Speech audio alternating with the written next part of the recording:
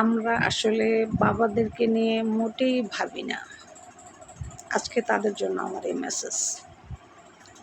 সবসময় বাবাদেরকে নিয়ে ভাববেন, কারণ মা বাসায় থাকে, বাবা বাসায় থাকে না। বাবা পরিশ্রম করে, রোদ্রে বানে বৃষ্টিতে ভিজে অনেক কষ্ট করে উপার্জন করে বাবা বাড়িতে আসে।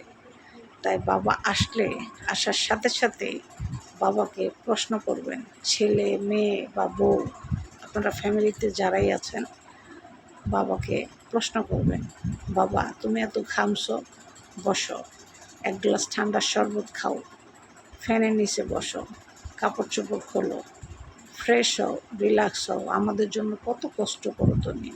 সত্যি বাবা, তুমি না থাকলে আমাদের জীবন অনেক অসহায় হয়ে যেত। বাবাকে এসব কথা বলে উৎসাহিত করতে হয়, কারণ বাবা আমাদের জন্য অনেক কষ্ট করে। অন্ততপক্ষে এতটুকু কথা বাবাকে আমরা তো বলতেই পারি, এটা তো কষ্টের কিছু না, তাই না? বাবাকে সম্মান করবেন, স্বামীকে সম্মান করবেন।